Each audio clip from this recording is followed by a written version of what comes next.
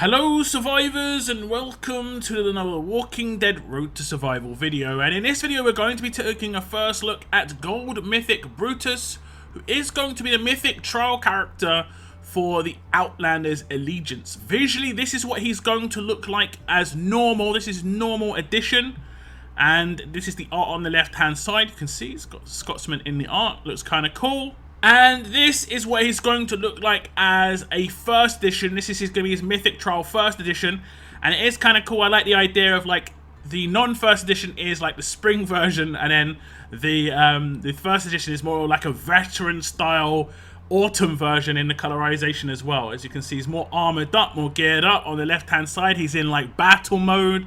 This is a battle bear for sure. This is Brutus, and this is the visuals. We have had a Brutus in the past, but he's nowhere near as armored up as the first edition Brutus is here. Now, if we check out his stats, I am happy to say that I have got maxed out lieutenants now, and it's going to be level 1440, total of base level plus lieutenants. He has got 36,809 attack, 17,637 defense, and 22,239 HP. He is a strong character, of course, considered a damage character with that damage roll, mythic character, and he is going to be a character in the Outlanders Allegiance, obviously, as he is the Mythic Trial reward. Now, first things first, we'll check out the Adrenaline Rush, and it is called Bestial Ravage. It is a 66 AP cost rush. Deals 700% damage to up to 2 enemies. While battling on the attack team, this character gains 10% AP for each Outlanders Allegiance teammate. I obviously think this is quite good. 700% damage to 2 enemies is very nice, and it does deal damage. It's not multiple attacks, so it can't proc weapons, and it can't proc mods, so there's no chance of like reflect from mods, and there's no chance of like being absolute defended or anything like that. But the second half of it, the 10% AP is nice. We'll check out to see if this is going to actually include Brutus himself, because he is going to be the only Outlanders characters that I'm going to be using in these tests.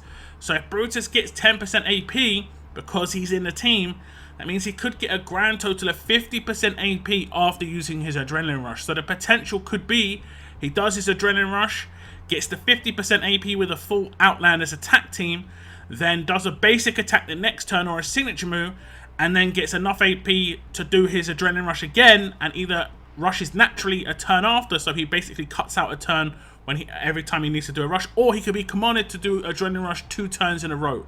Very high potential on this Adrenaline Rush. So we do have Brutus's rush ready, and I am going to rush the fast character in the middle, which would make a lot of sense, doing trait damage.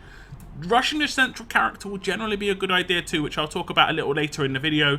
But we'll just do the Adrenaline Rush, and we'll just check his AP afterwards as well. The damage output potential seems pretty high. Indeed. He did damage to every single character. He did take out 3, but he did damage to Garrett, and he also did damage to Claudio down the bottom as well. And you can look at his AP. He now has 7 AP, which is 10% of his rush AP rounded up. So that does mean his actual existence in the team is included in that rush, and that does mean that it will be a grand total of 50% AP if you use a full Outlanders Allegiance attack team. So we'll look at the upgrades on the Adrenaline Rush. You can see at grade 3 it gets a 300% damage boost. So initially it is doing 400% damage to up to 1 enemy, because at grade 5 it gets that secondary damage target coming in. That's obviously a nuts upgrade. A secondary target is one of the best things that can basically be added to a rush. And then you can see that it does 700% total damage to 2 now. Huge amounts of damage. And as you saw, it can be potentially amplified, like the damage output, the sort of result of his rush can be massively boosted based on the fact that he has got a really good specialist skill, which we will get into later. At Limit Break 2, it gets upgraded, and this is where the AP boost comes in. While battling on the attack team, this character gains 10% AP per Outlanders Allegiance teammate. So obviously this is really nice. Like I said, it could have a high potential of 50% AP. But if you only wanted to use, let's say, 2 or 3 Outlanders characters, and you had other AP manipulators in there, I guess you could still get it to work. 30% is still quite a lot. He would need to gain AP from other sources. He might be targeted a bit more because he's going to have higher attack stat, and you know how the defenses like to target high attack stat characters. So he might not be like short on AP by any stretch when it comes to needing to get that rush off. But teamed up with a command, it seems like he could be extremely powerful for sure. Now, while this rush is extremely powerful, it is also pretty straightforward. Just deals damage to 2 characters, gains AP based on his allegiance members. I don't think this is too crazy, but at the same time, the potential of it has, you know, crazy levels of damage. And takedown potential is nuts. He could potentially take down an entire team with this rush, as you saw in that little clip. He did take down 3, but also damage the last 2 characters.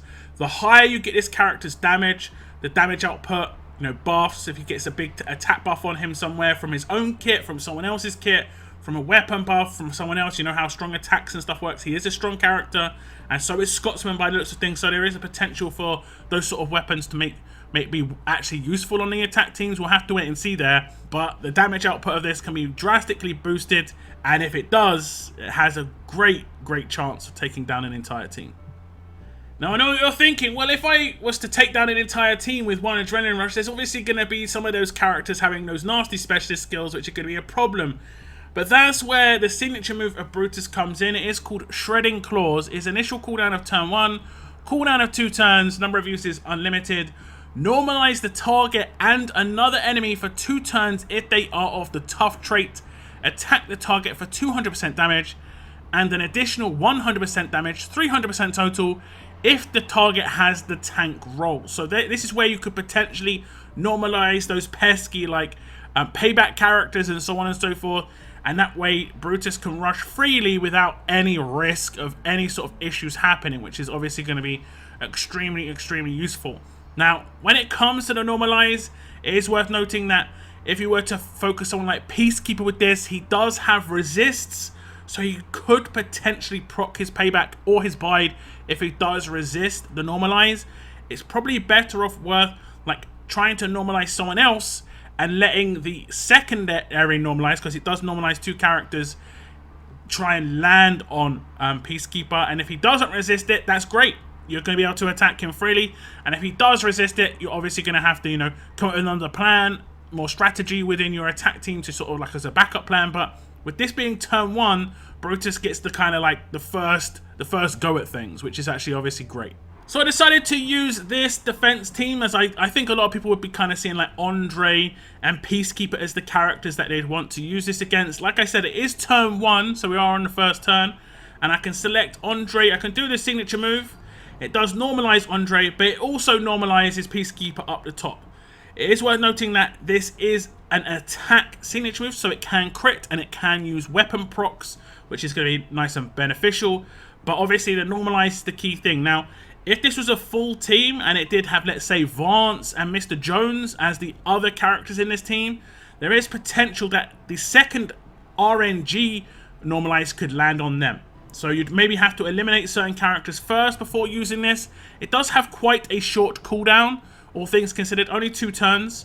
So you know you're going to be able to normalize characters quite consistently. So if it doesn't land the first time, you can obviously use it after that, and that's going to be great. This does mean that any adrenaline rush is used against the characters, in this case, both the paybacks, won't actually proc the payback. That's how normalize works. It removes the specialist skill. Now, if a character doesn't have a specialist skill like the leader in Priya, it doesn't even really realize they're in the team. It doesn't even try and proc the normalize on them. They're just not there. So it's not like it's going to land the normalize on the leader and be like, whoops, that's a wasted normalize. It will never land on the leader. So we'll look at the upgrades of this signature move, and at grade 2, it gets -1 to cooldown. So it goes from a 3-turn cooldown down to a 2-turn cooldown. That is actually really good. Like 2-turn cooldown, like I said, is really good.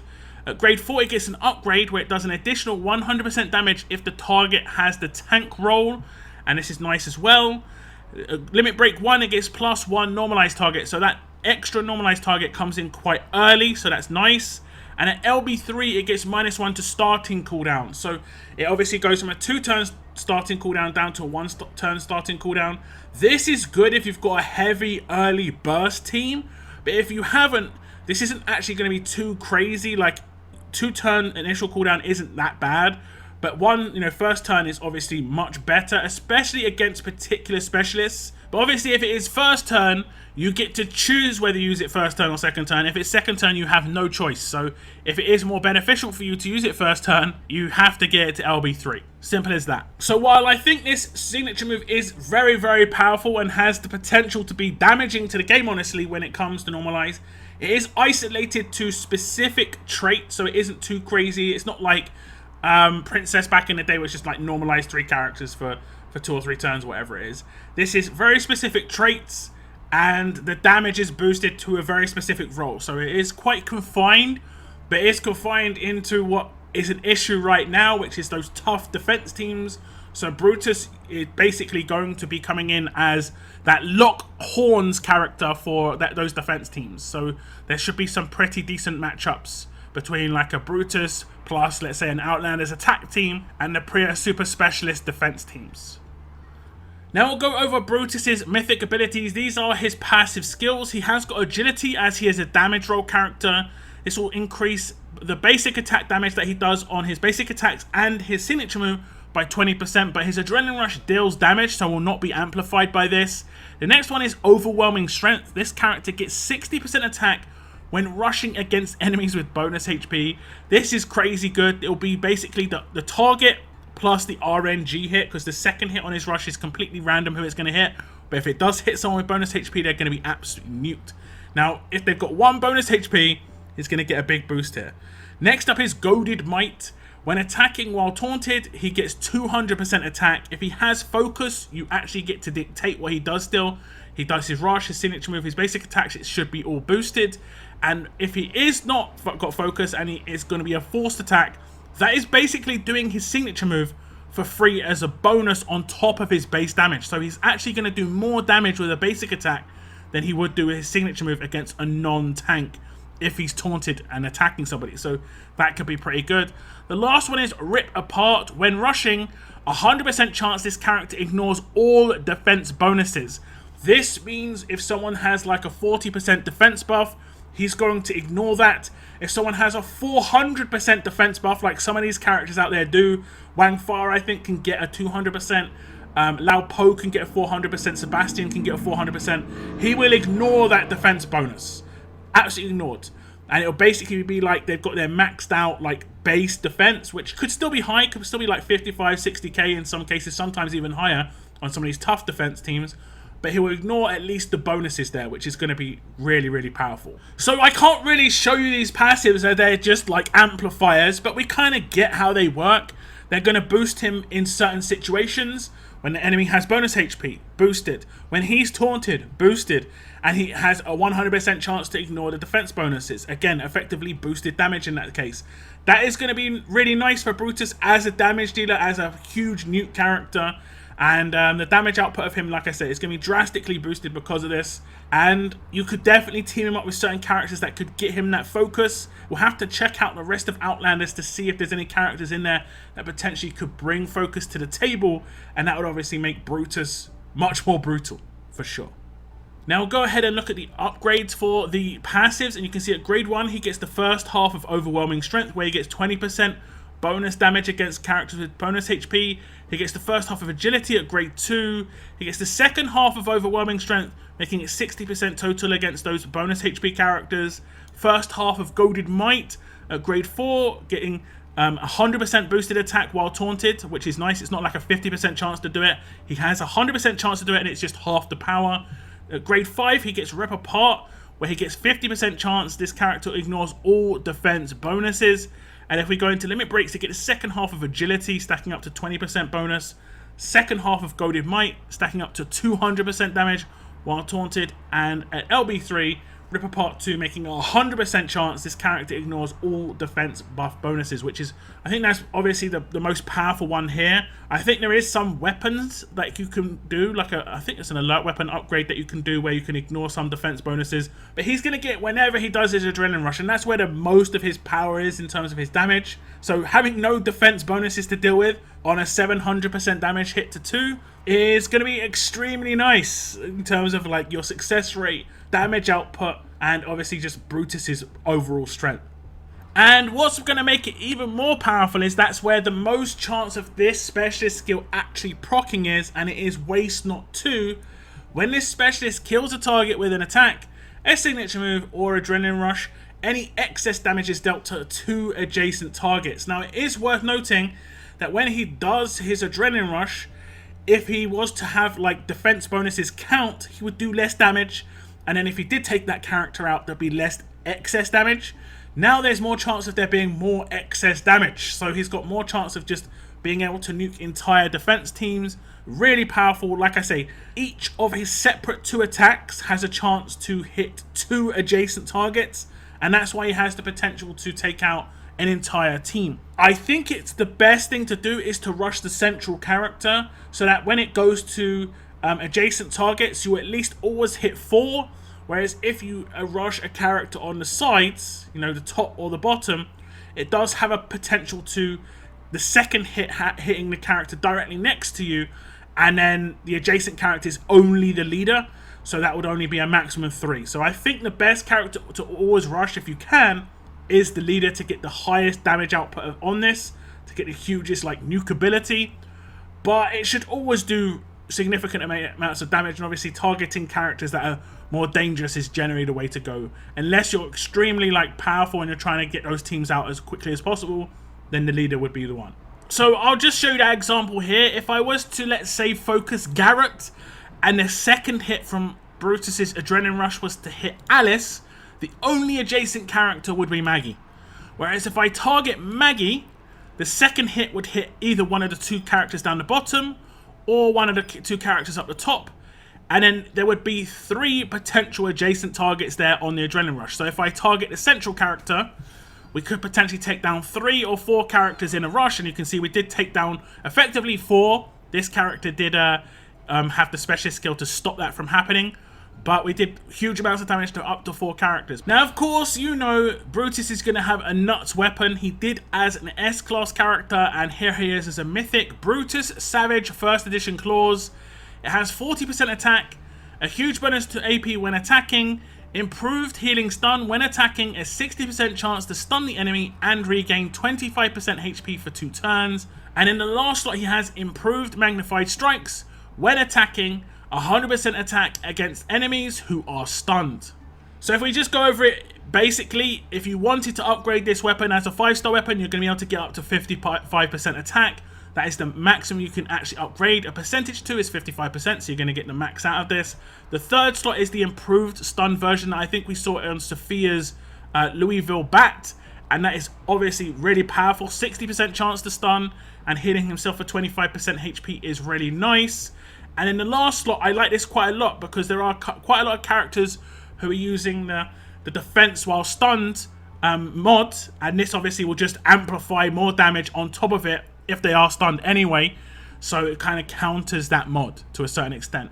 That is obviously nice for Brutus's damage output, and does kind of make those mods get a little bit more balanced, because it can be a bit crazy with the defense while stunned mods for sure. So pretty simple weapon, easy to upgrade, 3 times 5% attacks, and you've got your weapon ready to go. If for whatever reason you did have another weapon that you wanted to use in Brutus's hands, however, or another weapon came out in the future that you were like, this could work on Brutus, as it's a 5-star off the bat, you can easily just swap it into his hand straight away later on.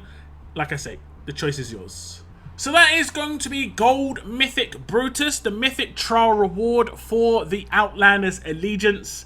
And he has some very high damage potential, and some of it, honestly, some nice control potential with the normalize. There is going to be a little bit of RNG on that second target, but it's still 2 targets. It's still going to be nice. And obviously, as you can get that off on potentially turn 1, you can have other characters come in afterwards to get the damage output as well. And that's going to be very handy indeed. Very, very handy indeed. The damage output of Brutus is going to be really good. It's just about targeting the right characters when you do the adrenaline rush. If he's teamed up with someone with defense down on top of what he can do already, because he already ignores defense bonuses, like 50% defense bonus, the defense down is going to be so greatly boosted. It's going to be off their base defense, not off of their enhanced defense. So if someone had like 100% defense buff when they had 50% defense, they'd have basically 100% defense at that point. If the 50% defense down came in, it would pretty much take them to where they were before. Whereas now, he ignores that 50% defense, and that defense down should take them down to effectively 25,000 defense. and he's going to obviously do more damage because of that. So yeah, very nice for sure. Brutus damage output is going to be great. He is going to be the Mythic Trial, like I said, of the Outlanders Allegiance. Do give me your thoughts in the comments down below about this character. I want to thank you very much for tuning in, and as always, keep on surviving, guys. Keep on surviving.